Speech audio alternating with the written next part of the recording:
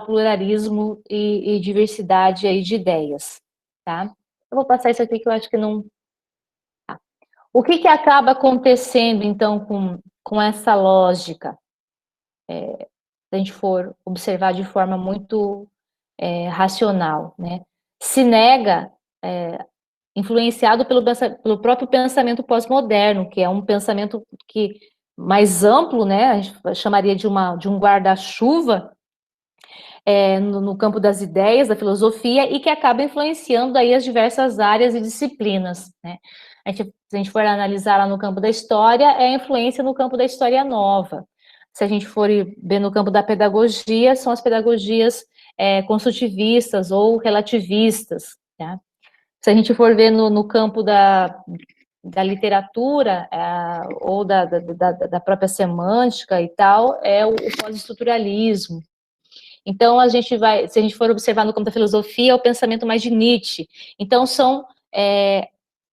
um grande né, um pensamento que, a partir da década de 60 do século passado, foi se formando para negar um pensamento conservador, autoritário e tradicional, mas que, por não usar a dialética, não nega só o conservador, o tradicional, acaba negando aquilo que a gente não deveria perder, né?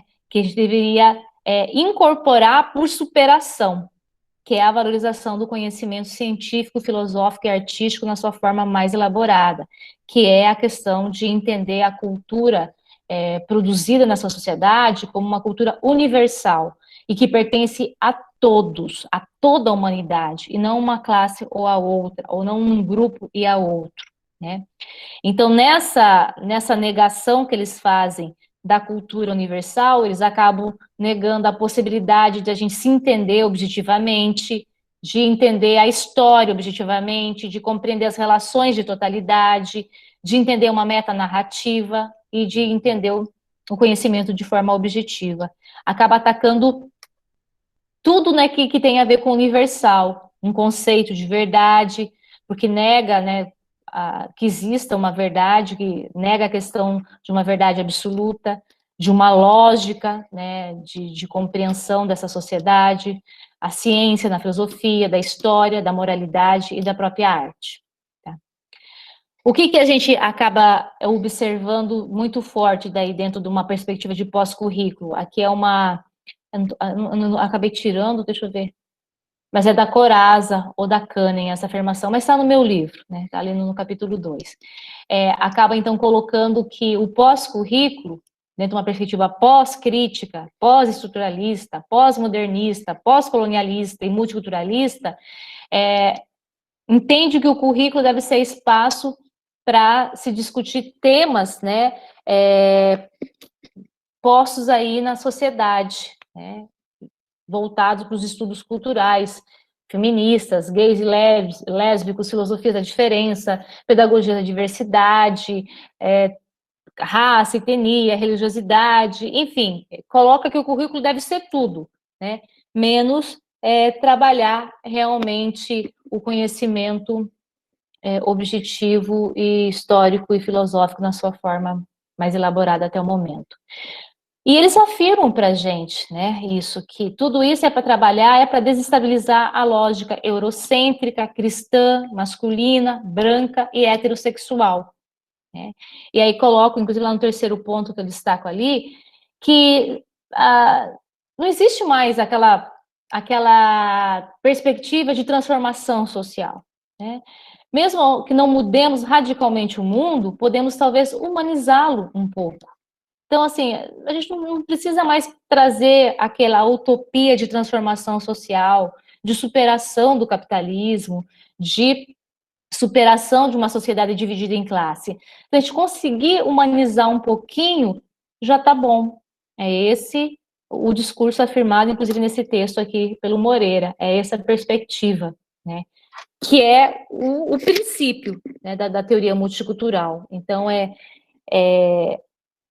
abandonar uma luta coletiva pela superação, né, total dessa sociedade e lutar, cada um no seu grupo, para conseguir um pouquinho de humanização. Só que aí a gente está negando a própria compreensão de capitalismo, né? Que eu falei antes, o princípio do capitalismo é a desumanização. O princípio do capitalismo é a alienação. O princípio do capitalismo é a exploração. Então, não existe humanizar um pouco aquilo que trabalha com o princípio da desumanização. É algo totalmente incoerente, né? Isso aqui já foi. Eu acabei. Então, acabam, desse modo, o que a gente acaba vendo refletido, né, nos discursos, nas defesas de currículo, na seleção de conteúdos, né, que acaba acontecendo uma valorização das subjetividades, né, e não da objetividade, da objetivação humana. Acaba se valorizando muito mais o que foi desenvolvido pelos movimentos sociais, nessas lutas pela questão do seu grupo e não de questões mais amplas enquanto ser humano genérico. Acabam, inclusive, valorizando mais as questões de oralidade do que registro, muitas vezes, e o que a gente acaba percebendo que isso é extremamente, né, esvaziador, porque, como eu dei o exemplo antes dos Incas, né, se os Incas tivessem desenvolvido um sistema escrito, uma forma mais elaborada de registro, quantas coisas nós poderíamos, com certeza, ter, né, se apropriado e continuado a partir do que eles nos deixaram, né, depois que os espanhóis detonaram com tudo lá. Mas por não ter um sistema, então, mais sistemático, mais organizado de escrita, muito, basicamente, quase tudo que eles produziram em termos de agricultura, astronomia, todo tipo de técnica que eles criaram de armazenamento de alimentos, de construção, né, de engenharia, pouco se sabe. Existem muitas pesquisas, né, muitas conclusões, mas o principal mesmo se perdeu, por não ter um registro escrito. Né? Então, a gente ficar na valorização da cultura oral também é fragilizar o acúmulo né, e o registro daquilo que a gente produziu e para as novas gerações. Né? Que também acabei falando. Tá. O que alguns autores que eu utilizo no meu capítulo 2, acabam colocando, né? Qual que é o problema? Então, além de ficar num conhecimento do cotidiano, num conhecimento de cada grupo, né? No conhecimento ali da realidade imediata, então, de cada grupo, não expandindo, não possibilitando a expansão do conhecimento de outros elementos que foram produzidos até agora pela humanidade, acaba com isso fazendo com que a gente aceite de forma acrítica, né, a lógica do capital, né, acabe ficando nesse recuo, então, de compreender de forma mais ampla elementos e a própria violência, né, econômica que o capital nos atinge a todo momento. O que a gente percebe que às vezes acabamos brigando entre nós mesmos, né, dentro da classe trabalhadora, e o Estado fica naquela situação confortável de lidar com esses grupos distintos, né. O autor Ahmad, que eu uso no meu texto, ele coloca, né, acaba que o Estado fica administrando de uma forma muito mais tranquila, a gente dividido, né, atendendo pequenos pedidos nossos, enquanto grupos diferentes, e a grande luta, então, acaba ficando esvaziada, né, fragmentada. E o grande problema, além disso tudo, é que quando a gente relativiza o conhecimento, quando a gente relativiza a verdade, a gente tem que tomar cuidado que a gente pode relativizar a própria ética e a própria noção de justiça. Cada grupo tem a sua verdade, cada grupo tem a sua compreensão, cada cultura tem o seu hábito, cada cultura tem o seu costume, então você acaba relativando, inclusive, questões éticas e de justiça, né? Eu vou dar um exemplo depois para frente ali.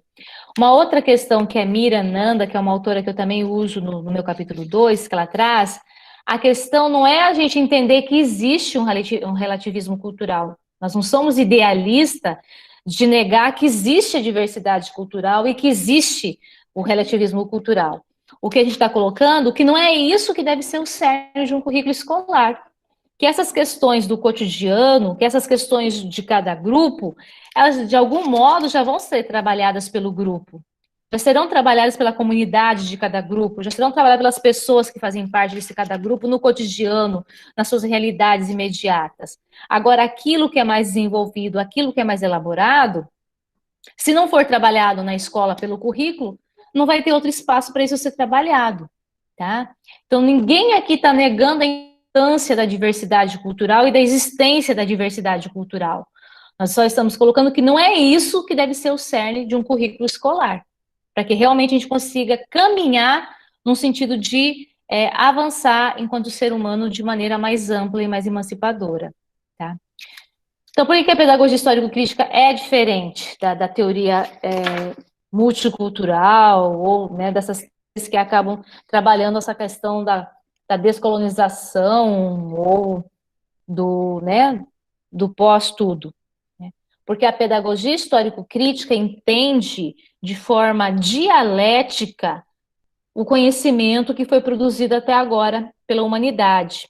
Então, se a gente for pensar, né, quantos anos tem né, quanto tempo de existência existe a nossa espécie? 200 mil anos.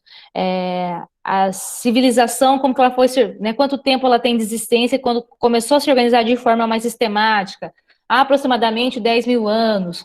O conhecimento começou a ser registrado pela escrita, por desenhos, por de alguma forma mais sistemática, a astronomia, a matemática, a agricultura, mais ou menos 6 mil anos. Então, nós somos embriões ainda, né, em termos de conhecimento sistemático. A humanidade tem muito pela frente ainda a produzir, a acumular e a descobrir. Mas muitas coisas a gente consegue já afirmar de forma objetiva. E é isso que a gente defende que deve ser trabalhado dentro da escola. Né? A questão da objetividade científica e histórica. Tá? Então, o que significa isso? É a gente não negar o que existe. Né? Não é tentar criar uma verdade na nossa cabeça do que existe.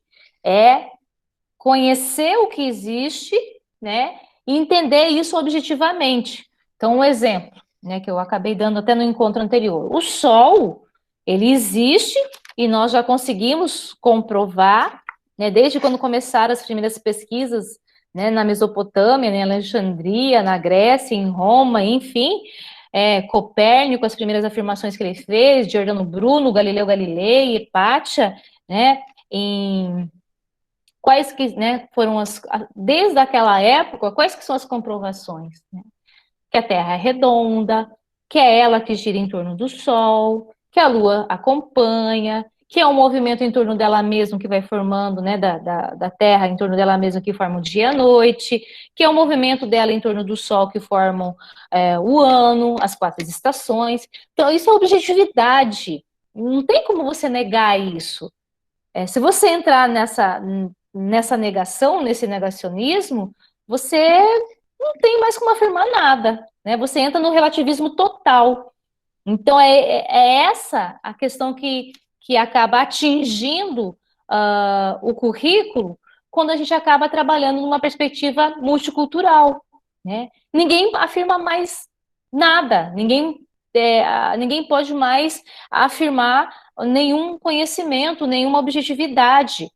Ah, mas o meu grupo entende desse modo. Um fundamentalista religioso vai falar, não, mas foi né, determinado Deus que fez isso. O outro vai afirmar, não, mas foi determinado né, elemento que fez isso. Então, acaba assim, cada um explicando a realidade conforme a sua consciência, vamos dizer assim, a sua compreensão, e se nega a objetividade, que é isso que é objetividade.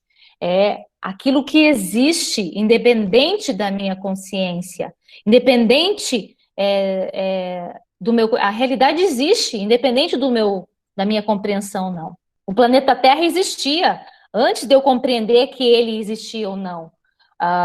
O universo, o sistema solar existe, independente de eu compreender todos os elementos que fazem parte dele. Isso é objetividade, né? E nós, enquanto, né, ciência e enquanto história, a cada passo que damos, a cada século, a cada milênio, com certeza vamos avançar mais em explicações objetivas do mundo social e físico. E é esse o princípio que a gente tem que ter em conta. Que existe uma verdade, que existe um conhecimento objetivo, independente do que eu acredito no meu grupo, do que eu acho ou do que eu quero acreditar no meu grupo. Ele existe, né? Como diz o Newton Duarte num encontro para a gente, a verdade existe e é verdadeira. E aí, né, vem aquela própria frase do Marx, né? A realidade existe independente da minha consciência, né? Então, não é a minha consciência que cria a realidade, é a partir da realidade e da compreensão, né, da pesquisa, da experiência, do processo histórico, é que eu vou conhecendo a realidade, eu vou conhecendo o mundo físico e social e vou formando a minha consciência, né, o meu conhecimento, o meu desenvolvimento enquanto ser humano. Então, essa é a grande defesa da pedagogia histórico-crítica. Por isso que a pedagogia histórico-crítica defende o saber sistematizado, o saber metódico, elaborado, a cultura erudita. Isso não é negar a cultura popular, isso não é negar a diversidade cultural, porque isso é pensar sem dialética daí, né? Porque a cultura mais desenvolvida, a cultura mais elaborada, ela traz dentro dela a cultura popular. Pelo interesse e pela necessidade da minha prática social, no meu senso comum, que eu vou pesquisar e que eu vou produzir o conhecimento elaborado. Então, é compreender a incorporação por superação dos elementos do cotidiano e do senso comum para uma elaboração mais objetiva, mais racional, mais humanizada no sentido de desenvolvimento histórico mesmo, de compreensão da produção do conhecimento. Não é no sentido de ser melhor ou pior, né? Não é no sentido, cultura popular é ruim, cultura erudita é boa. É no sentido de entender que são processos de elaboração que vão, pelo processo histórico, se modificando e se elaborando de forma mais científica e objetiva, tá? Então, Saviani destaca, né, que a escola existe para fazer esse tipo de ensino, daquilo que o indivíduo não consegue acessar no seu cotidiano, que ele não consegue acessar no seu grupo, que ele não consegue acessar sozinho, que ele precisa de um espaço que vá fazer esse processo de transmissão, que vá fazer esse processo de ensino, e que tem um profissional para isso, que é o professor. Então, quando a gente nega a ciência, o saber sistematizado, o saber elaborado, mesmo eu acreditando que não, mesmo eu achando que não, mas objetivamente o que acontece é eu estar negando a importância da própria profissão de professor. Né? Porque o professor, por que ele tem que ser valorizado? Por que ele precisa de formação? Por que ele precisa de investimentos, né, na sua formação continuada? Porque ele é o profissional que vai fazer a formação de novas gerações. Porque ele é o profissional que vai transmitir tudo que foi produzido até o momento, que não é acessado no cotidiano, dentro do espaço escolar para as novas gerações. Né? Olha a importância do profissional professor. E olha todos os ataques que ele sofre. E muitas vezes ele mesmo abraça, né, teorias que desvalorizam a sua profissão. Tá? Então, o que a gente coloca dentro da pedagogia histórico-crítica, né, que além da formação específica, né, que a escola leva para o indivíduo a partir dos conhecimentos das disciplinas, a gente também faz toda a defesa de um papel político essencial. A pedagogia histórico-crítica, ela não é asséptica, ela não é neutra, ela não é antipolítica, ela não é histórica. É justamente pelo contrário, né? É por ser histórica, é por ser crítica que ela defende que o que a gente tem que trabalhar dentro da escola é aquilo que vai emancipar o indivíduo e fazer que ele compreenda essa sociedade para além do imediato lá do seu cotidiano com o seu grupo, tá?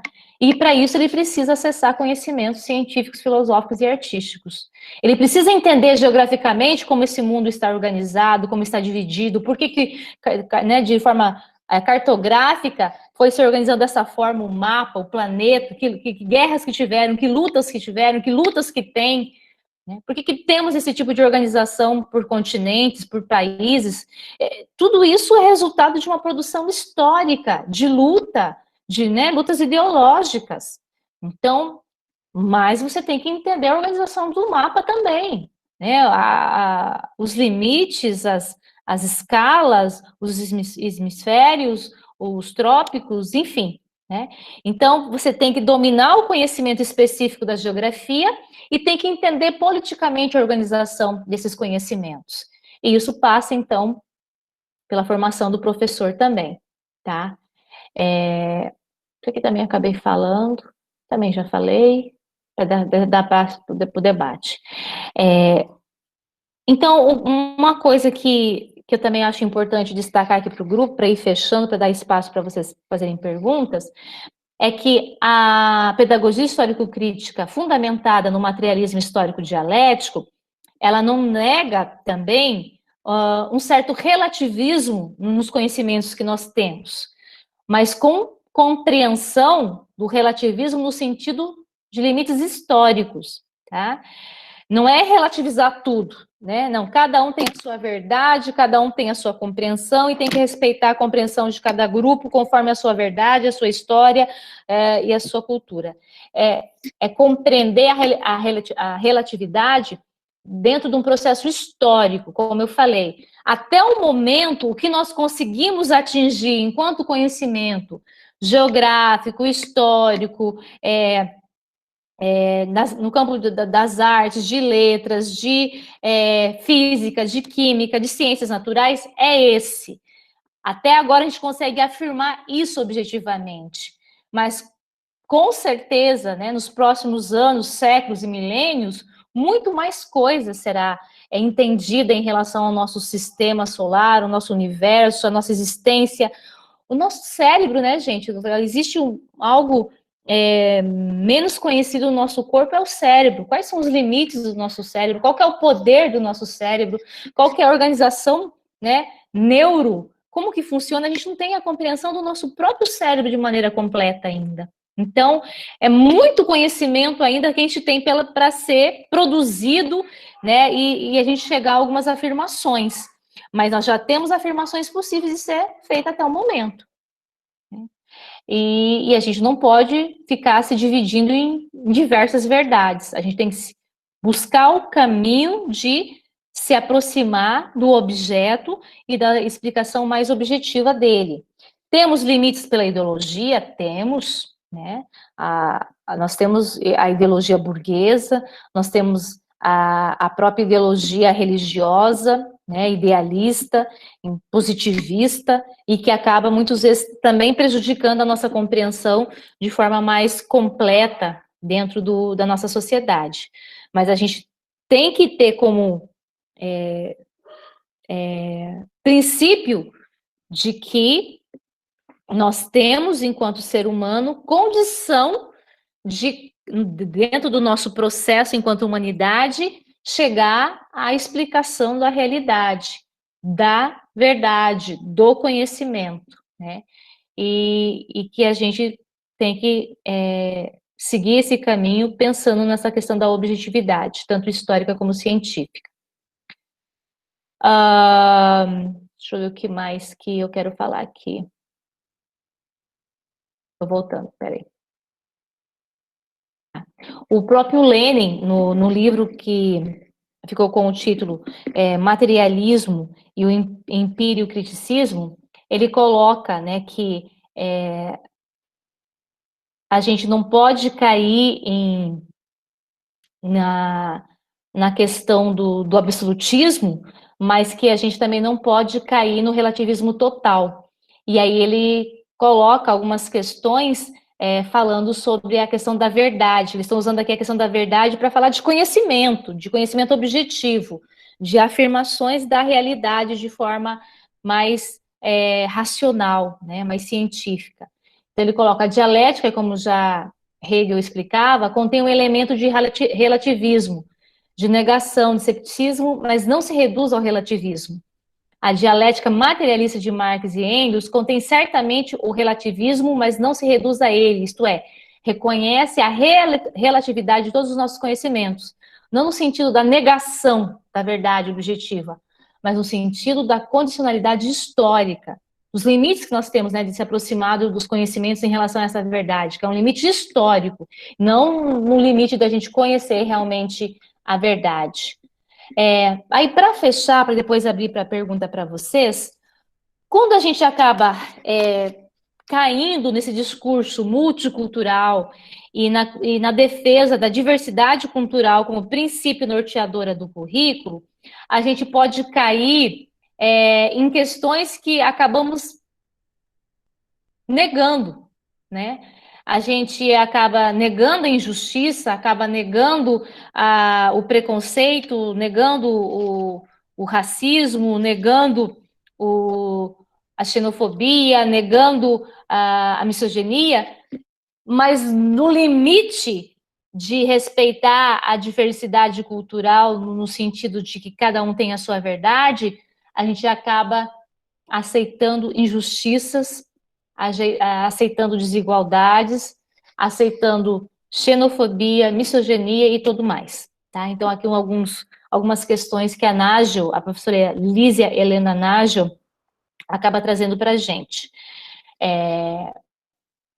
Para a Nagel, né, essa afirmação, então, permite aos grupos formarem cada vez mais guetos, com dogmatismos que acabam por ser intocáveis, por respeito à diversidade cultural, mesmo contrário aos direitos universais da humanidade.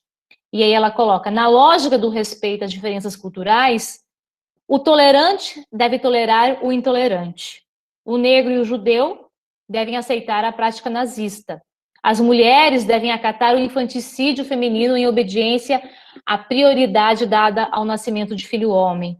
Os muçulmanos fundamentalistas podem, sem contestação, manter suas mulheres usando a burca. Tribos devem ser respeitadas quando matam recém-nascidos com problemas físicos. A fé deve ser seguida mesmo impondo o risco de vida a quem precisa de transfusão de sangue. Imigrantes podem ser presos conforme os interesses do país ao qual adentraram. Torturas podem ser celebradas como expressões tradicionais de determinadas sociedades. A prática da clitoridectomia não deve suscitar revolta porque faz parte de princípios organizadores de uma cultura, etc, etc, etc. Porque tudo isso que ela relata aqui faz parte das diferentes culturas, da diversidade cultural que existe hoje ainda no nosso planeta. Então, aceitar o princípio, né, da diversidade cultural como algo que vai trazer mais justiça, mais empoderamento, ou mais, sei lá, respeito à sua cultura, pelo contrário, acaba refletindo o aceite dessas situações que aqui estão postas também, né? Isso não estou criando, a gente sabe que existe, né? São afirmações. Então, a nossa tarefa enquanto escola pública não é trabalhar o conhecimento individual e subjetivo de cada grupo, o que nos separa, o que nos difere. O que, né, é nossa tarefa enquanto escola pública, na defesa da pedagogia histórico-crítica, é trabalhar dominar o que o dominador domina. Aqui ficou dominar, né? Mas é dominar o que o dominador domina. O objetivo, o complexo, o elaborado, o universal. Aquilo que nos desenvolve e aproxima enquanto ser humano genérico. A gente deve trabalhar o que emancipa a todos, e não a questão individual de cada grupo. E aí eu trago 3 frases de Marx para a gente pensar isso, né? Porque conforme Marx, toda ciência seria supérflua se a forma de manifestação, a aparência e a essência das coisas coincidisse imediatamente. Quer dizer, a gente precisa da ciência, a ciência é fundamental para que a gente conheça cada vez mais a realidade, né? Então, negar a importância da cientificidade, do conhecimento elaborado dentro do currículo e ficar na valorização do conhecimento do cotidiano e da diversidade de cada grupo, não nos faz avançar enquanto método, enquanto pesquisa, enquanto elementos do materialismo histórico dialético.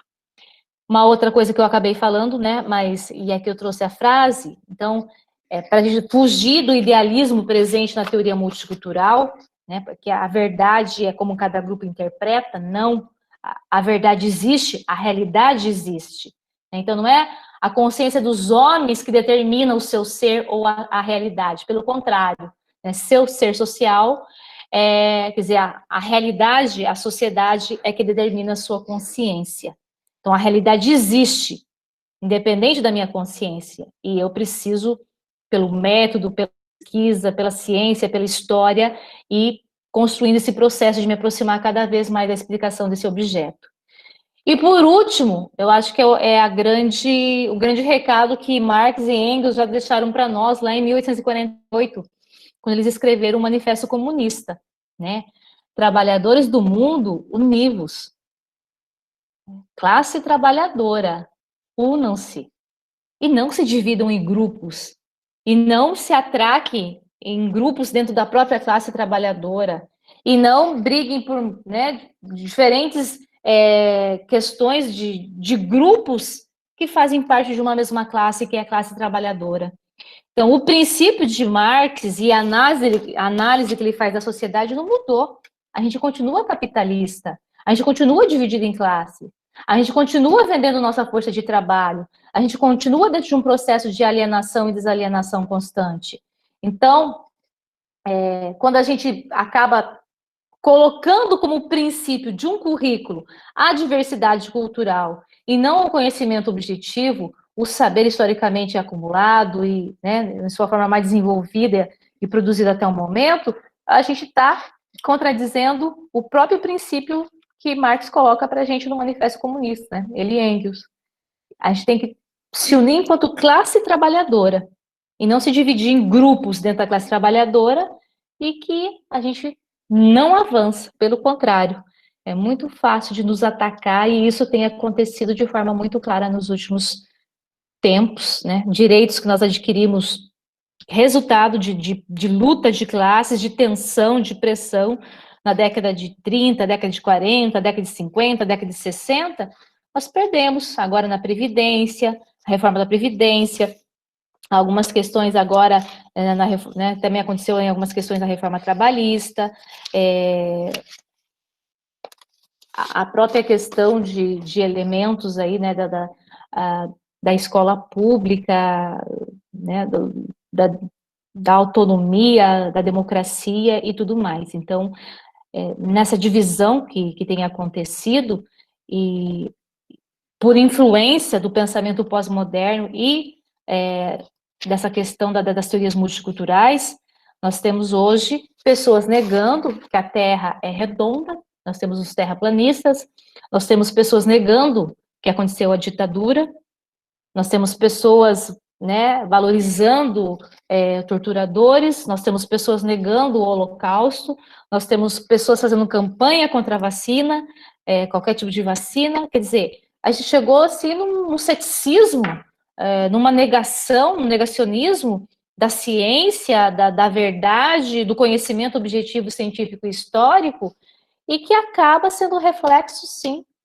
dessa divisão colocada aí pela teoria multicultural influenciada pelo pensamento pós-moderno.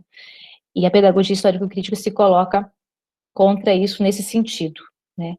Nós temos que dominar o que o dominador domina, porque o conhecimento produzido até o momento, ele não pertence à burguesia, ele pertence a toda a humanidade, né? Está nas mãos da burguesia porque a burguesia está no poder, mas a sociedade não nasceu capitalista, não nasceu feudalista, não nasceu escravagista, ela foi se transformando. Então, esse modelo também pode ser finalizado e pode ser construído um outro modelo, tá? Pessoal, é isso que eu tinha para falar para vocês hoje. Eu acredito que vocês têm muitas questões para fazer. Vamos ver o que eu consigo responder. Eu também tenho meus limites históricos e de conhecimento, e muita coisa ainda a pesquisar, muita coisa ainda para aprender, Mas é uma troca também o que a gente está fazendo aqui e fico aí no aguardo das questões. Obrigado, Júlia, por fazer esse trabalho de resumo, de uma síntese de várias leituras que você tem realizado, né, ainda mais na sua tese. Em uma hora, fazer todo um debate dessa questão da cultura, né, do conceito da escolha. Tem algum áudio funcionando aí que está dando eco. Do Marco. Então, por enquanto, eu deixar o áudio desligado, por favor. Certo. Então, como acontece? É o seguinte, né? Então, acho que a sua escolha foi muito pertinente por apresentar o conceito de cultura, porque é o conceito nuclear para esses debates, né? E depois ir apresentando esse conceito de cultura e trabalhando com a perspectiva marxista para chegar a explicar como que a teoria multicultural pensa o currículo, para depois fazer um movimento aí de discutir quais são as possibilidades a partir da teoria marxista ou pedagogia histórica crítica, né,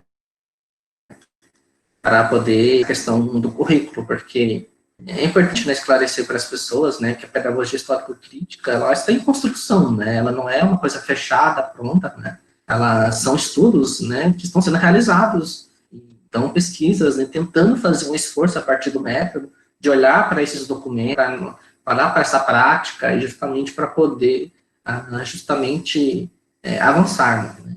Então, você trouxe aí bastantes elementos para a gente questionar e perguntar sobre essa questão que, de fato, o multiculturalismo está na pauta da ordem do dia e nós precisamos problematizar o currículo que é tão sério, né? Quando a gente vai trabalhar com o professor, como você já trabalhou, já presenciou, sabe que os embates são muitos.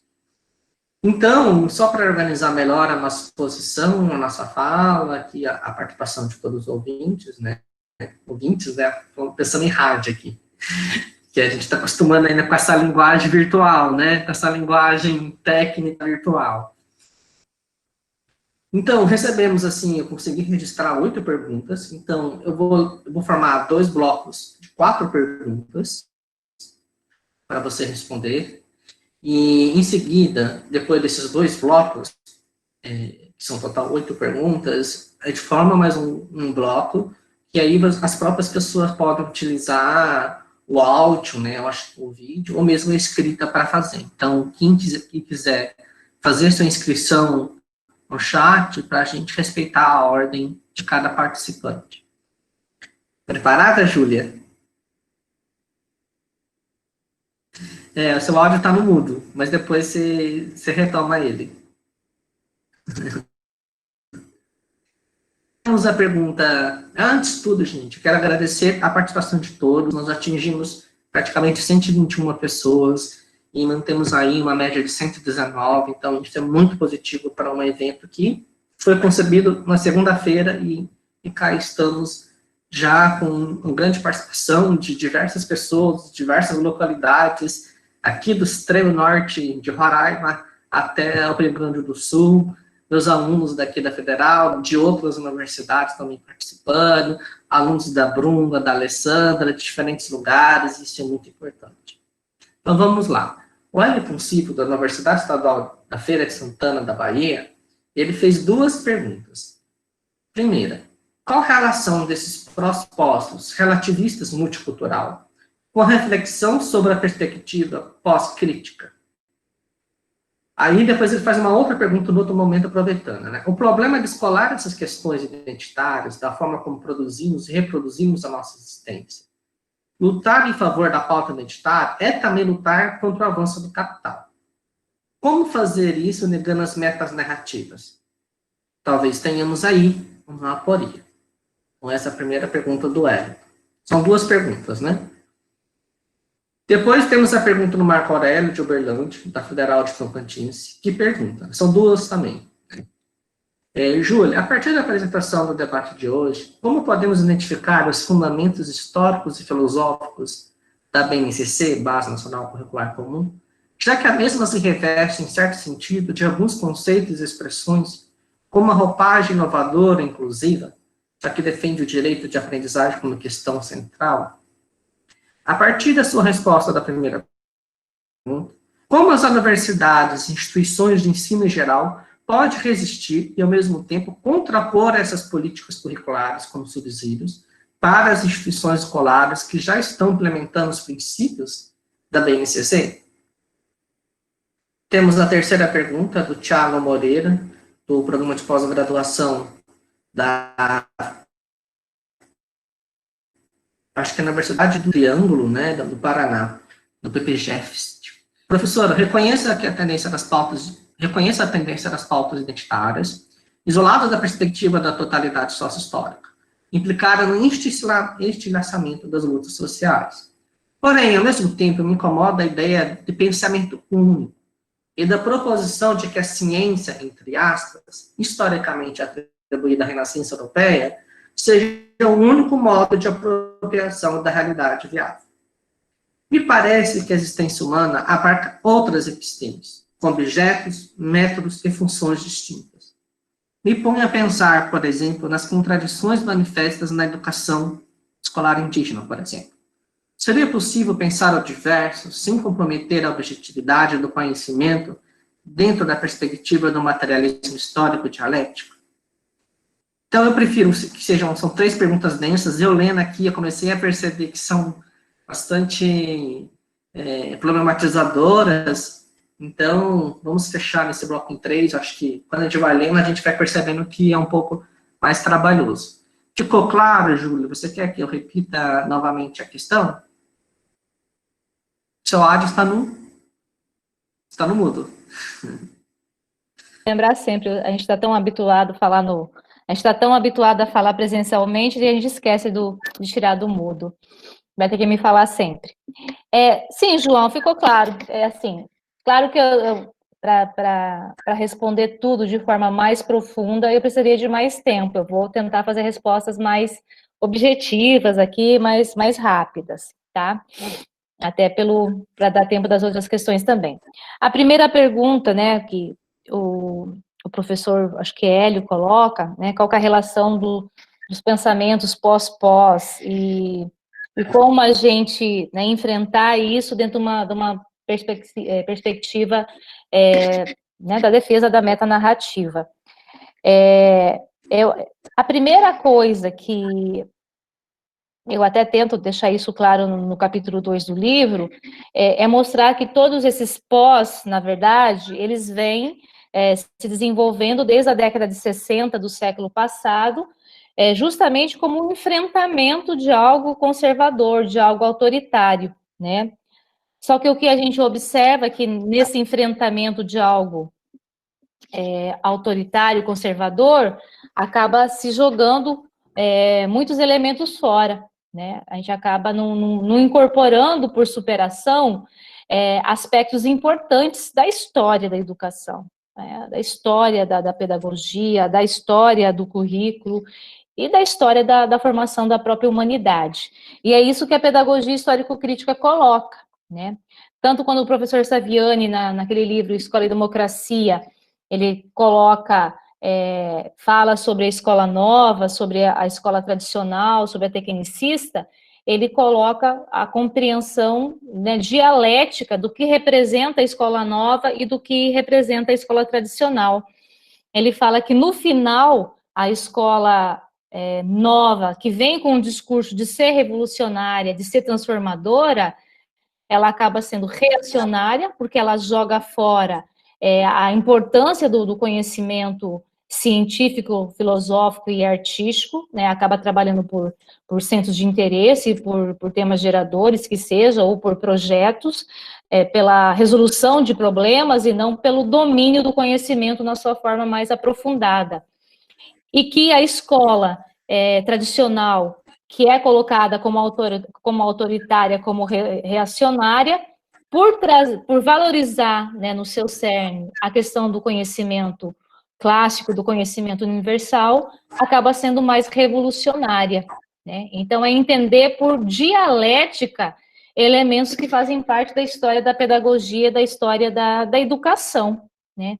Então, aquele discurso sedutor, inovador, democrático e, enfim, né, que vem junto com as pedagogias ativas, ou também conhecidas como pedagogias progressistas, ou como escola novismo, na verdade, ele faz com que a gente comece a retirar de dentro do currículo elementos importantes, que é a valorização do conhecimento historicamente produzido e acumulado pela humanidade. Tá? Então, esse pensamento ele já começa a ser produzido nesse aspecto e vai para o campo de todas as áreas, né? A gente acaba vendo daí essa negação do tradicional, do conservador, jogando tudo que foi produzido fora até aquele momento. Não se incorpora, por superação, elementos que foram produzidos até o momento. E é essa a grande defesa da pedagogia histórico-crítica, né? Incorporar, por superação, tudo que foi produzido até o momento. Né? E isso faz parte da produção de metanarrativas, né? A cultura universal, a história da humanidade. Então, trabalhar com isso nos requer o quê? Continuar estudando e entendendo o método materialista histórico dialético, né? E o que os pós fizeram, pós-críticos, pós-estruturalistas, neomarxistas, escola de Frankfurt e tudo mais, foram negar elementos importantes da própria defesa de Marx e Engels, né? Então, os pós, eles vêm com essa questão, né? O fim da história, tem que interpretar Marx dentro de um outro modelo social. A gente continua capitalista, não mudou o nosso modelo social, né? Mudaram os meios de produção, mudaram alguns outros elementos, mas o cerne da sociedade continua o mesmo, né? A gente vendendo a nossa força de trabalho e, né, a burguesia nos explorando a mais-valia. Então, o esvaziamento que aconteceu dentro do currículo, ele acaba sendo refletido em todas as áreas, né? No campo da estética, no campo da literatura, no campo das ciências sociais, no campo das artes cênicas, plásticas, né? E tudo, a gente percebe a própria questão da indústria cultural, né? Do consumismo sendo usado, por exemplo, dentro do campo das artes. Então, a questão de você negar um conhecimento mais elaborado acaba jogando você num campo de arte visuais pós-moderna que você não entende mais nada. Cada um faz a sua interpretação diante de tal obra, né? Então, é uma negação de algo e que, na interpretação de que Marx tem que ser reinterpretado, né? E aí a gente precisa, então, avançar no sentido de compreender, aprofundar a nossa compreensão em relação ao que Marx colocou, né? Acho que falta isso. E o que os pós têm feito é negado, né? Negado ou distorcido questões que Marx deixou bem registrado em todas as suas obras, né? A questão 2, que vai tratar em relação à questão das concepções históricas e filosóficas da BNCC, e como resistia isso, o que acaba acontecendo? A gente tem que sempre pegar o cerne do documento. O cerne da Base Nacional Comum Curricular é privatista, é empresarial. A BNCC ela foi toda orientada por um grupo liderado pela Fundação Lehman, no sentido de fazer a elaboração de um currículo nacional pautado na pedagogia das competências e habilidades, tá? Então, assim, por mais que fale lá em direitos de aprendizagem, direitos e objetivos de aprendizagem, qual que é o cerne, né, o coração da BNCC? É teoria das competências e habilidades, pedagogia das competências e habilidades. E isso é uma ressignificação da própria pedagogia tecnicista, tá? Que também é uma linha aí dentro do próprio conceito do escola-novismo, tá? E que a gente já teve influência disso na década de 70 do século passado aqui no Brasil. Tivemos a influência nos PCNs no final da década de 90 também do século passado, e agora se retoma na BNCC como algo inovador, mas na verdade é uma reinterpretação de uma pedagogia que já influenciou aí no tempo da ditadura militar, no governo FHC, e que agora com o governo Temer, porque a BNCC ela começou a ser produzida durante o governo Lula, aprofundou no governo da Dilma, mas a teoria das competências e habilidades, ela adentrou na BNCC com o golpe parlamentar e com a entrada do Temer, né, na presidência. Então, com a entrada do Temer na presidência, algumas pessoas foram alteradas no Ministério da Educação, a influência do Lehmann se ampliou, já tinha essa influência quando era ainda, né, o governo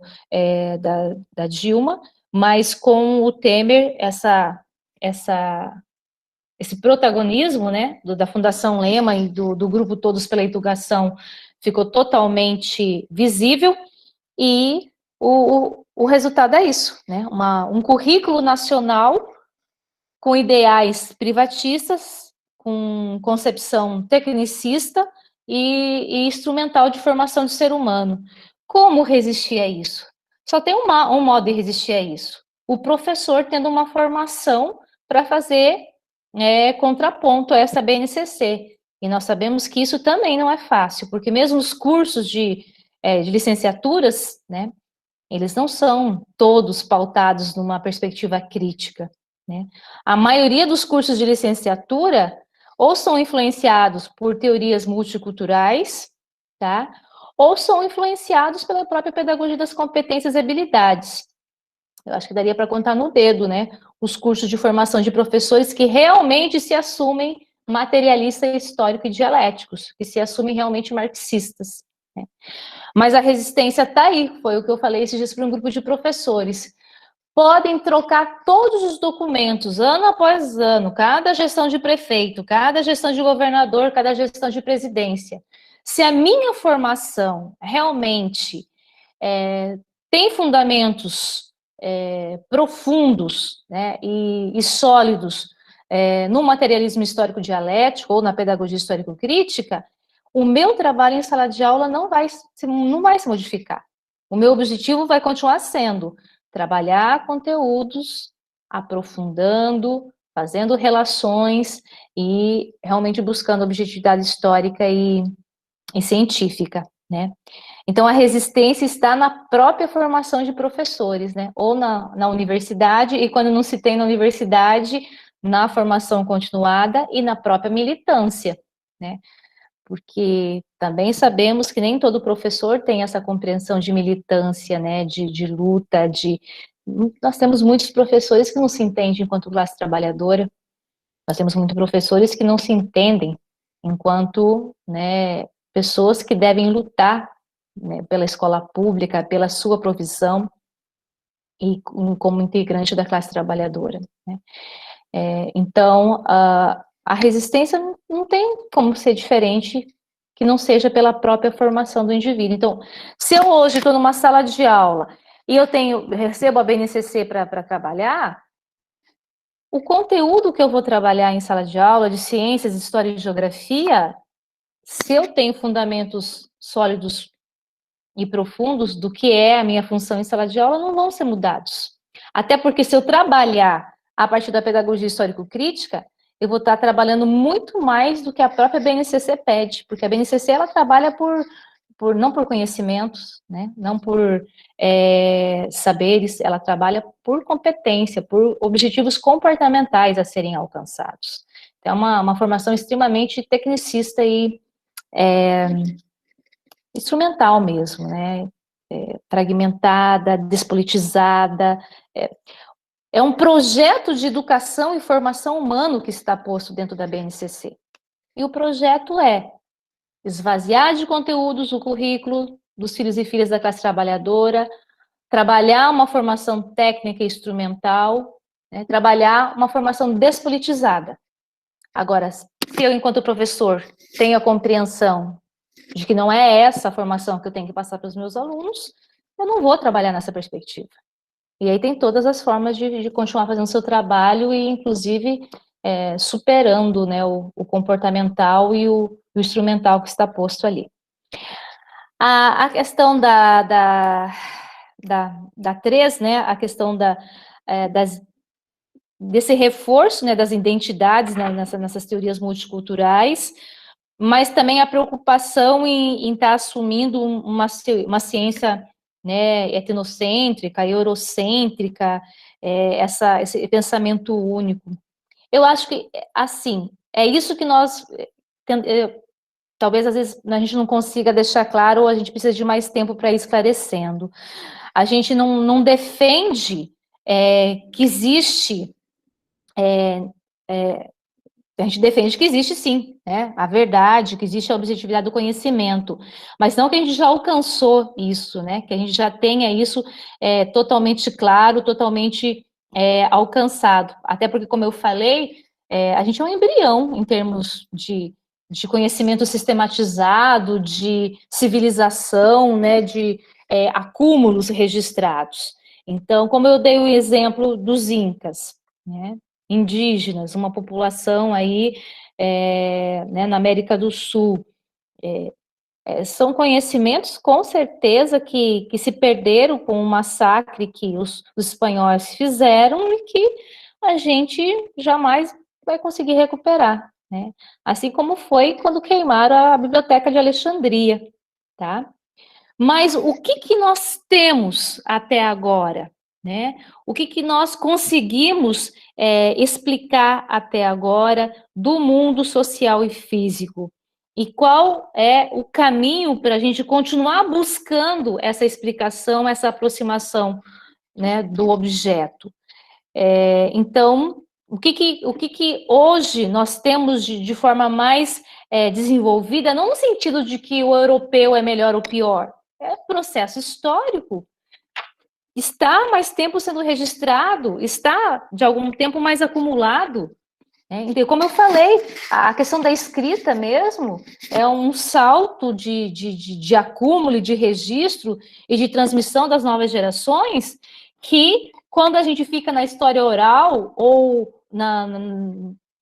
nas populações que foram massacradas e que não tinham a escrita para a gente conseguir buscar o que foi acumulado até aquele momento, se perdeu, né? Então, o que nós temos até o momento é muito claro de que tudo que a humanidade produziu até agora, né, do que existe de produzido até agora, nós temos que buscar aquilo que tem a explicação mais objetiva, tanto científica quanto histórica. Tá? E é esse caminho que a gente tem que seguir. E aí, isso vai trazer algum tipo de relatividade ainda, como eu coloquei na minha exposição, em termos de processo histórico, mas não no sentido de que existem diferentes verdades. Né? Não existe diferentes verdades, não existe diferentes explicações para a realidade. É porque nós ainda estamos, né, num caminho, algumas coisas já conseguimos afirmar, e outras precisamos nos aproximar mais nesse campo de nos aproximar do objeto mesmo, a partir das nossas pesquisas e do nosso processo enquanto ser humano.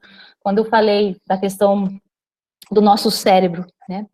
Quanto ainda, no campo da medicina, precisa se avançar para se chegar a algumas conclusões, O nosso cérebro é um mistério, né, gente? O nosso cérebro é um mistério. Então, tem muitas explicações já colocadas, né, em muitos aspectos, a própria influência do cultural, em questões até de movimentar, né, elementos do nosso meio com o poder do nosso cérebro, mas a gente ainda tem muita coisa para avançar nesse caminho. Então, não está se falando que a produção indígena ou a produção europeia, uma é melhor, outra é pior. A gente está falando do que está acumulado e registrado que a gente consegue se aproximar e, a partir disso, continuar seguindo para continuar explicando elementos da nossa realidade física e social. Seria isso num primeiro momento, João. Não, é bastante coisa, professora. São perguntas bastante complexas, envolve toda uma questão de teoria. Sim. Né, teoria educacional, então não é fácil discutir em pouco tempo. E ainda você conseguir responder justamente porque levaria muito mais tempo, né? A gente está só... a gente tem um tempo, porque geralmente a gente está percebendo pela experiência nossa, que as lives precisam ser curtas, né? Precisam ser no máximo 2 horas, por isso que a gente definiu 2 horas, e já falta 15 minutos para encerrarmos, né? Por causa justamente dessa grande... A gente começou a perceber que longas aulas não nos cansava, nos deixa exausto, né? Ainda mais para quem está falando, né? Então, a gente sempre sai exausto desse formato. Então, eu assim, peço desculpa para as pessoas, porque eu já encerrei as inscrições das perguntas em função do nosso horário. Porque nós temos ainda mais 11 perguntas. Então, são bastante questões para serem discutidas, né? E vamos ver se a gente consegue, com o tempo, responder algumas delas. E são perguntas assim, nós temos que deixar claro, né, professora Júlia, que é um espaço aberto para discussão, e isso não impede que a gente possa retomar em outro momento, e justamente em função de que nós temos mais para otimizar o nosso tempo e podemos colaborar com tudo isso. Então, só para você saber, Júlia, aqui teve uma boa participação no chat, as pessoas contribuíram, as pessoas dialogaram, foram comentando, sempre deram um feedback muito positivo. Então, a gente começa a perceber que muitas pessoas estão interessadas. E isso é muito importante para ver, pelo avançado da hora, que mais de 100 pessoas continuam ainda online na reunião. Então, isso demonstra o interesse em discutir esse assunto, né? E nós somos muito gratos pela presença sua e dos demais. Então, vamos lá às perguntas. Quarto, é do Pedro Fernando, que fala da Teixeira de Freitas, da Bahia. Ele é estudante da Pedagogia da Universidade do Estado da Bahia. Ele diz assim, ele pergunta, né? Depois poderia enviar via e-mail para aqueles que fizeram a inscrição via formulário Google, dicas de textos, artigos, livros. Então, eu acredito assim, que a partir da fala da Júlia, nós temos todos os e-mails, acredito que você pode responder se haveria uma possibilidade de indicar alguns textos, artigos para que os alunos pudessem, né, Júlia? Acho que essa é a pergunta do Pedro. E, claro, que o grupo encaminhará para todos. Já fica confirmado que o grupo, além de enviar o certificado, também enviará essas dicas que a professora Júlia irá dar. Temos a pergunta do Victor Ferreira Dias Santos, de Salvador, da Bahia, mestrando em Ensino, Filosofia e História das Ciências da Federal da Bahia. Ele pergunta, professora, como podemos avançar para superar essa visão de olhar apenas para o singular, que é preconizado pelo multiculturalismo?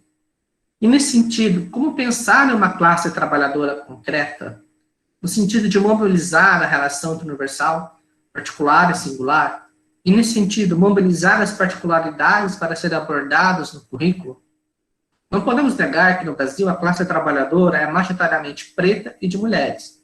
Nesse sentido, como pensar no clássico e no sentido dele abordar as próprias contradições de elaboração do conhecimento? Como, por exemplo, o racismo ter sido justificado a partir dos conteúdos de biologia? Ou na química, historicamente, a prática da manipulação da natureza ter sido renegada e colocada como menos qualificada e por isso seria um trabalho para os escravos? São bastante perguntas do Victor, né? Sexta pergunta, do Pedro Magalhães, Salvador, da Federal da Bahia. Professora, Saviano Escola e Democracia mostra o problema da marginalidade dentro da escola, enquanto principal motivação para pensar uma teoria pedagógica. quase 40 anos depois, dados da Política Nacional de Amostra Domiciliar, acho que é isso que é o PNAD, né? De 2018, mostra que a população à margem da educação escolar é negra. De que forma a PHC tem encarado as contribuições do movimento negro para emancipar esses indivíduos que estão sendo tolhidos de escola e democracia? Então, foram aí 3 perguntas, uma mais operacional.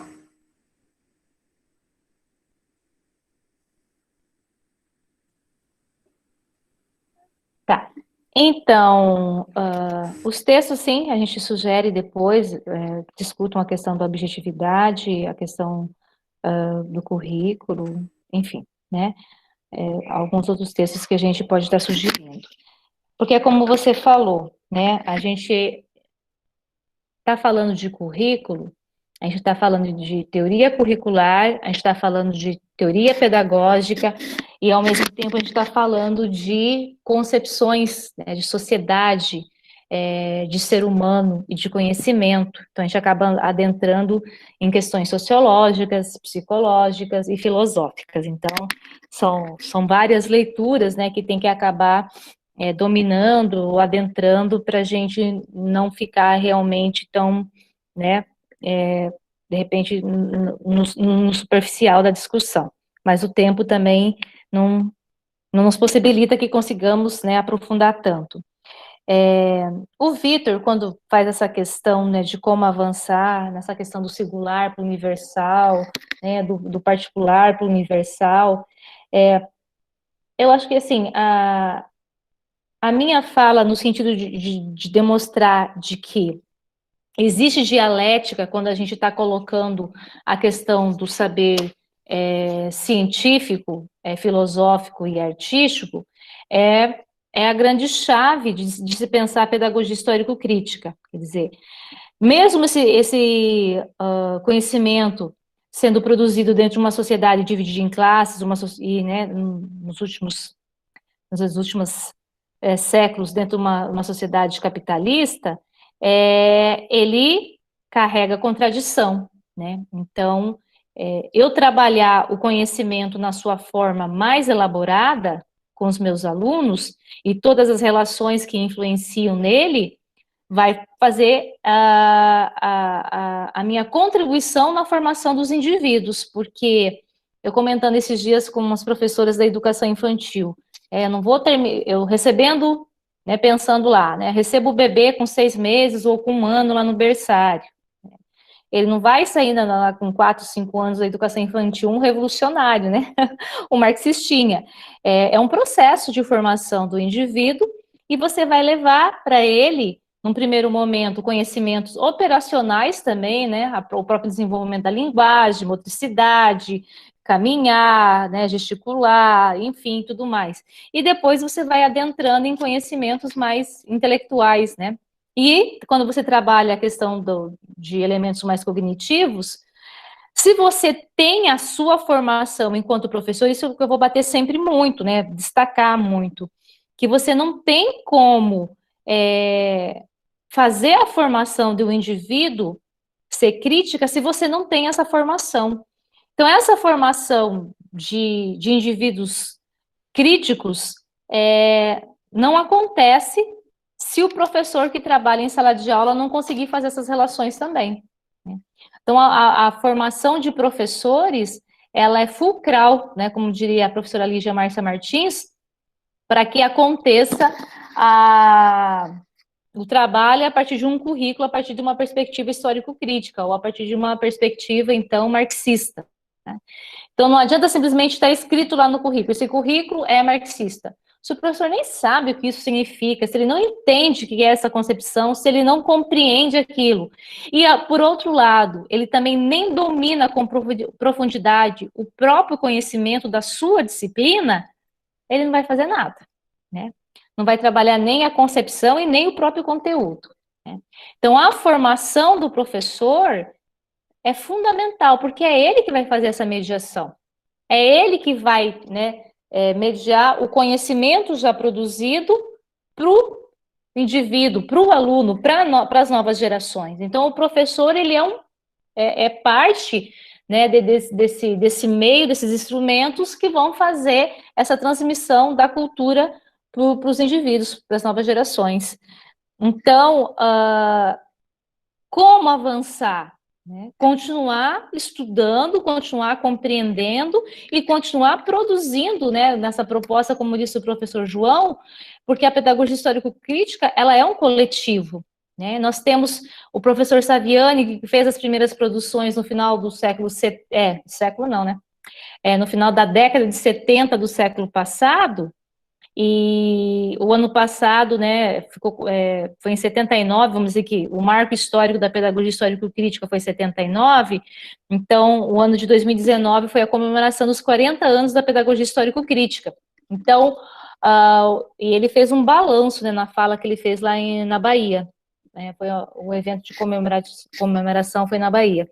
E ele colocou, né, que ele colocou os primeiros elementos para se pensar a questão de uma teoria pedagógica revolucionária a partir do nosso contexto, a partir do nosso país e da produção histórica da humanidade, e a partir dali ele foi, né, somando com outras pessoas que foram contribuindo nessa produção. Então, hoje nós temos já alguns grupos produzindo no campo da educação infantil, alguns grupos produzindo no campo da politecnia, pensando em ensino médio, alguns grupos produzindo no sentido de pensar a educação especial, alguns grupos produzindo no sentido de pensar arte, educação física, língua portuguesa, história, alfabetização. Então, nós temos assim um coletivo muito grande hoje no Brasil,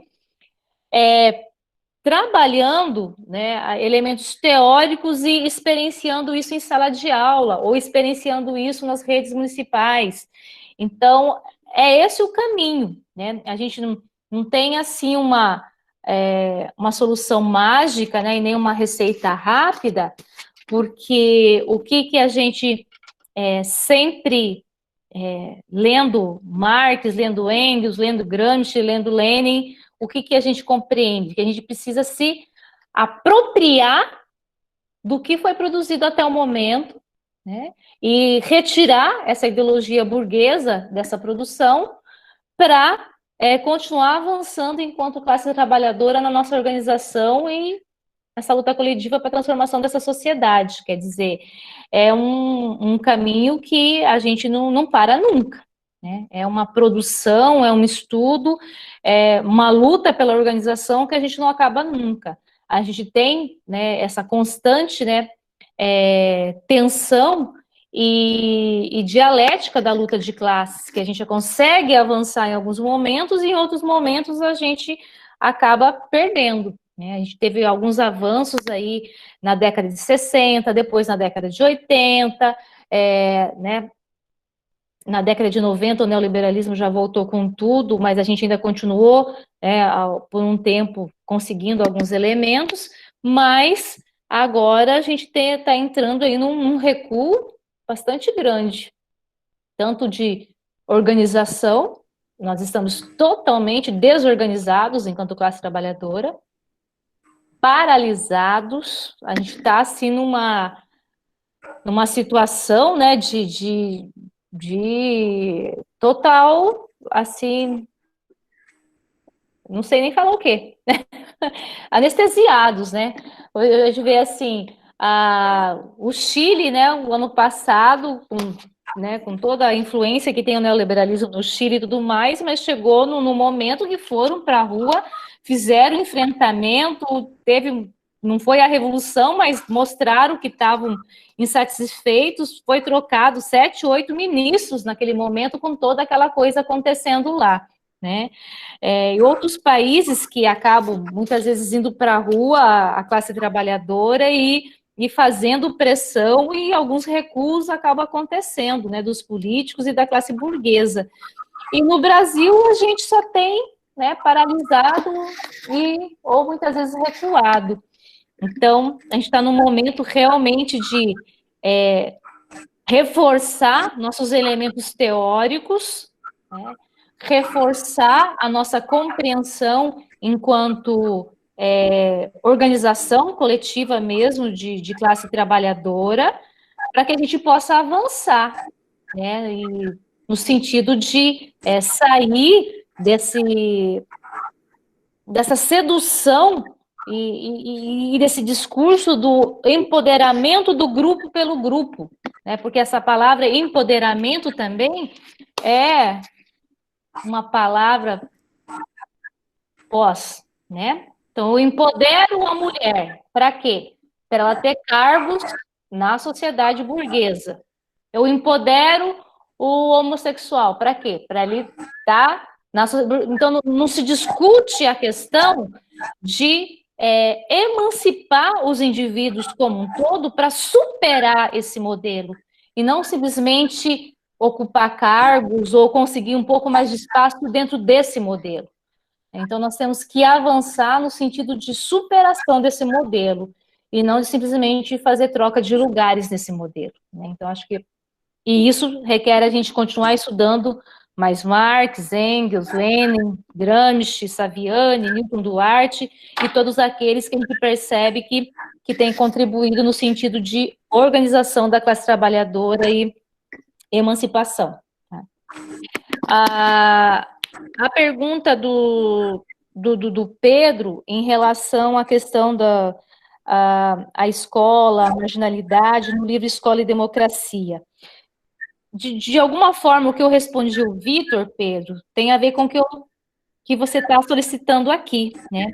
Então, a luta do negro, a luta do indígena, a luta da mulher, a luta do deficiente, a luta do homossexual, a luta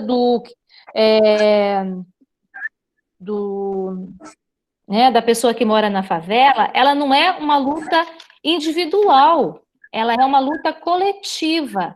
E a gente tem que avançar nesse sentido, né? Entendemos que, historicamente, né, nós temos aí a mulher, o deficiente, o negro, o indígena, o homossexual, sim, com mais problemas de enfrentamento, mas principalmente para aqueles que fazem parte da classe trabalhadora, né? O negro, o homossexual, a mulher, o deficiente, que faz parte da elite, que de algum modo está, né, dentro da sociedade burguesa, né, tendo mais essa condição financeira, ele não está no mesmo nível que essas pessoas, né, esses grupos dentro da classe trabalhadora. Então, só reforçando, a questão não é de grupo, a questão é de classe, né? A gente só vai conseguir superar racismo, preconceito, xenofobia, misoginia, todas as injustiças que nós enfrentamos no nosso cotidiano, superando esse modelo social, tá? E para superar esse modelo social, a gente precisa ter conhecimento, né, da organização desse modelo social, do que nós produzimos enquanto conhecimento objetivo e histórico até o momento, para que a gente possa se organizar e entender que é necessário e que é possível fazer a transformação dessa sociedade. Então, é nessa linha que a gente tem que estar pensando. Júlia, muito obrigada por você responder essas questões. Então, já estouramos o nosso tempo e são outras perguntas que também são muito importantes. Não gostaríamos de ter que encerrar, mas em função da nossa própria dinâmica, no nosso tempo, enfim, por outras razões de trabalhos, né, nós vamos ter que encerrar essa live, né, só vou pedir para a professora Júlia fazer a sua conclusão final. E agradecer a todos, né, por todos estar aqui, presente, acompanhar e fazer essas perguntas. São perguntas muito pertinentes. Todas são muito válidas, que vão registrar o nome. E, então, o grupo vai passar essas perguntas para a professora Júlia.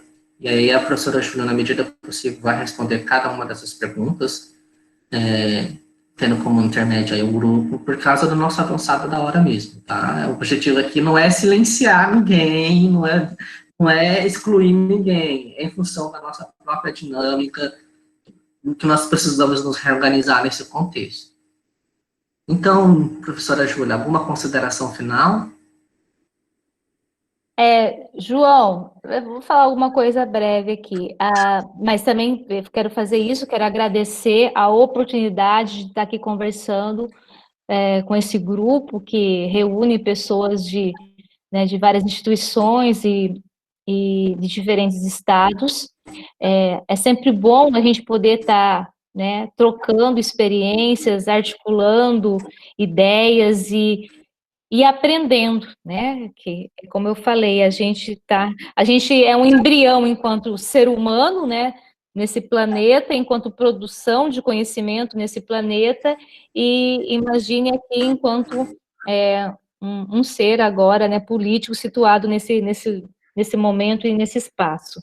Então, quero agradecer muito a oportunidade de estar aqui conversando com vocês e de tentar passar um pouco, né, de por onde a gente tem feito produções e tentado sistematizar um pouco mais a compreensão de currículo a partir da pedagogia histórico-crítica. Eu quero só fazer um reforço em relação ao seguinte. Eu comentei, né, no início a questão do negacionismo posto aí na sociedade, a questão do momento que a gente está vivendo, né, de recuo em muitos aspectos com esse governo, né, totalmente inculto. Eu nem sei se eu usaria o fascismo para definir, porque a ignorância, né, a falta de valorização do conhecimento científico, das universidades, da importância da escola, do professor, o tratamento, né, que é dado para a população pelos ministros que fazem parte desse governo, é uma coisa assim que não tem nem como a gente reproduzir em termos de palavras. Então, acho que, assim, a gente tem que pensar sempre que, mesmo a gente tendo alguns recuos em alguns elementos da nossa organização enquanto classe trabalhadora e algumas questões de direitos adquiridos, a gente tem que pensar que a gente, enquanto pensamento crítico, a gente é sempre resistência, tá?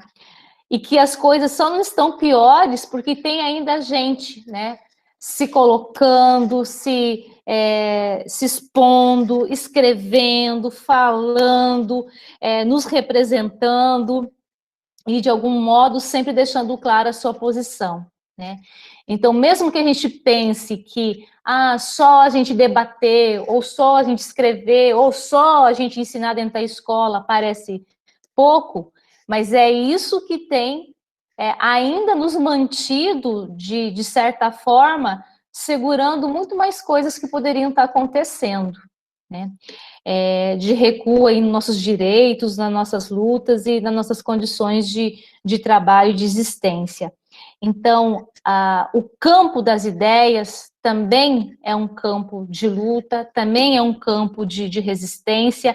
As ideias se tornam, né, materialidade, elas que acabam, então, nos fortalecendo no momento que a gente não consegue ir para o embate físico, né, e nem para movimentos, né, de aglomeração aí nas ruas, nos espaços que nós estamos.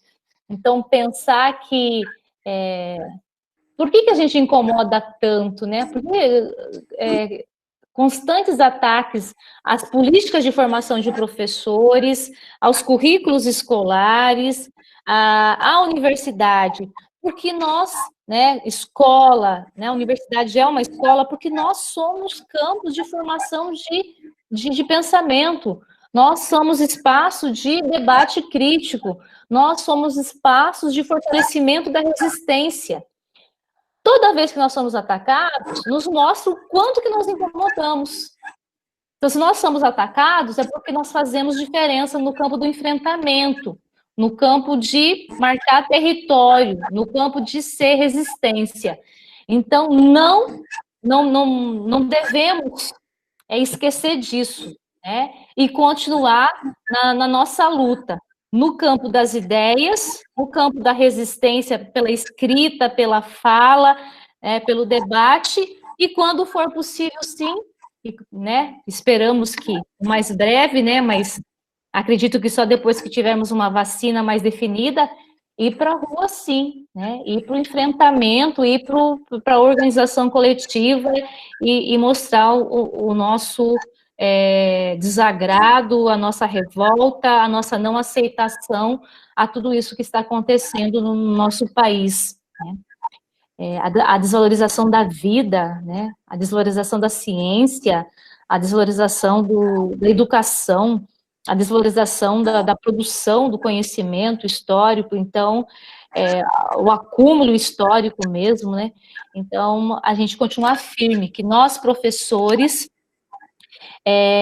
somos resistência, né? Ser professor e não lutar, né? Como diz por aí as frases, é uma incoerência teórica, então, né, nós somos resistência, nós somos exemplos de luta e de debate crítico, e que continuemos assim, né?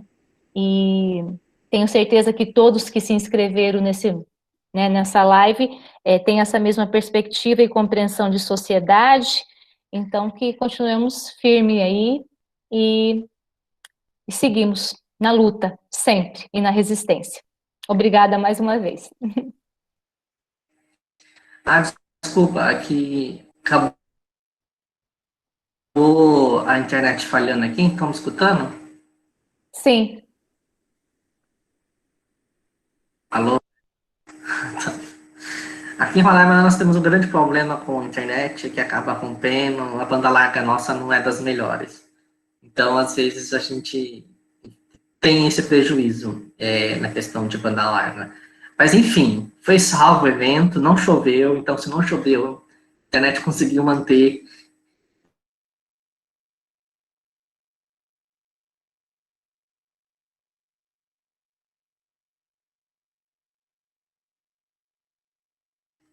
Ai, travou. Ops, voltou. Ops, voltou. Antes de dar essa palavrinha, eu gostaria de encerrar, antes de encerrar mesmo, gostaria de pedir para a Bruna fazer, porque agradecer a Bruna, porque somente por meio da participação e do movimento dela, que ela conseguiu realizar este evento, né? Porque conseguiu contato com a Júlia, que se prontamente disponibilizou, então a Bruna é uma pessoa que, assim, como líder do grupo, se dedicou à realização deste evento. Bruna, tem alguma coisa para falar? Não, João, na verdade eu vou agradecer a presença de todos vocês aqui, a da sua mediação, principalmente da professora Júlia, que é sempre tão solícita, né? Eu só queria contar uma particularidade desse grupo, que esse grupo começou a partir de uma disciplina que eu ministrei no programa de educação, no programa de mestrado em educação da UER, então é a Universidade Estadual de Roraima, e com as minhas orientandas também de iniciação científica. E aí ele foram agregando os colegas, né, do programa e também interessados em conhecer a pedagogia histórico-crítica. E ele foi crescendo bastante, e aí eu vim para cá, para o Paraná, né? Agora eu estou aqui no IFPR tentando desenvolver esse trabalho aqui também. Eu estou começando praticamente do zero, né? E eu não consegui me desprender da minha casa, da minha raiz, que foi Roraima, né? Então, eu continuo em parceria com o grupo. A líder, no momento do grupo de pesquisa, é a professora Alessandra Peternella. Ela é aqui do Paraná, formada na UEM, e é professora titular da Federal de Roraima agora. Nós nos conhecemos lá no PPGE. Então, eu agradeço novamente todos vocês. Faço também o convite para que conheçam o grupo de pesquisa, quem está em Roraima, né, João? O João é participante do grupo de pesquisa e ele também faz um pós-doutorado aí na Federal, né, João? Não sei se você gostaria de falar. E eu estou vendo aqui no grupo vários colegas, né, da Federal, do Instituto Federal do Paraná, ex-alunos da graduação, como a Adriana, por exemplo, alunos da pós-graduação aqui do Paraná, colegas que eu conheço de longe, como a professora Celita Farel, que eu a vejo nos eventos, né, entre outros colegas. Então, muito obrigada, Júlia, pela fala esclarecedora em relação ao tema. Eu percebo que é um tema ainda assim difícil de ser ser tratado até para quem está começando a compreender o materialismo histórico dialético, a pedagogia histórico-crítica. Algumas pessoas ainda tentam fazer algumas aproximações, né? E a gente tenta permitir esse diálogo para que todos compreendam de que ponto a gente está falando, quando a gente entende cultura, quando a gente vai falar do currículo escolar. Então, obrigada, Júlia, por ser sempre tão acessível, tão solícita, né? E nós nos conhecemos assim muito indiretamente quando eu fiz uma participação com um grupo lá no ISTED BR, em Foz do Iguaçu. E depois a Júlia foi convidada para vir aqui num evento nosso, né, para discutir a pedagogia histórico-crítica, e acabamos assim tomando um caminho assim de mais proximidade. Então a Júlia sempre atende aos nossos pedidos, às nossas solicitações, é muito generosa em compartilhar o conhecimento, muito organizada na sua fala, e eu tenho certeza que a gente sai hoje assim bastante mais rico desse diálogo com a professora Júlia Malanchi, da UniOeste Foz do Iguaçu, né, Júlia? Eu sempre acho que você é de Cascavel. Mas obrigada, era isso, João. Eu deixei um e-mail aqui no chat aqui do Meet, o e-mail do grupo de pesquisa, para quem quiser participar, pedir para a Adriana postar para a gente o link do grupo lá no Facebook. Enfim, quem quiser, a gente vai, né, conversando aí, né, e se encontrando pelos virtuais da vida agora, pelos caminhos virtuais. E lembrando que na segunda-feira, eu nem falo pouco, né? Na segunda-feira, a gente tem o professor Newton Duarte, que vai abordar também outros desdobramentos desse assunto, as teorias pós-modernas, também aqui pelo Google Meet, das 16 horas até as 18 horas. E aí eu vou publicar esse link, tanto na página do grupo, né, Adriana? Lá do Facebook, quanto na minha, e vou pedir também para que se publique na página do IFPR Campus Palmas. E aí todo mundo vai ter oportunidade de acessar o link e o formulário para inscrição, porque são só 250, e hoje a gente ultrapassou, né? E por conta da instabilidade da internet, a gente tinha a média de 120 pessoas, mas inscritos 256, né, João? Então é isso, obrigada, passo a palavra. Obrigado, Bruna. Então, só lembrando assim, o Braulio perguntou se tem algum grupo de estudo sobre PHC, grupo online, né? Então, eu não conheço essa informação, mas depois a gente vai pesquisar. Então, assim, se vocês tiverem alguma dúvida, envie um e-mail para a gente, né, forphc.fr@gmail.com, e poderemos responder e esclarecer. Então, agradecemos a todos pela participação, pelo encontro, foi muito positivo, superou nossas expectativas, e é um prazer saber que tem tantas pessoas interessadas, e agradecer a Júlia por estar com esse tempo conosco, dedicando em compartilhar esse estudo que ela vem realizando sobre currículo. Então, uma boa noite para vocês, e até aqui, com certeza a gente vai continuar discutindo, debatendo e fortalecendo as nossas colaborações, as nossas redes por aí. Muito obrigado. Até mais.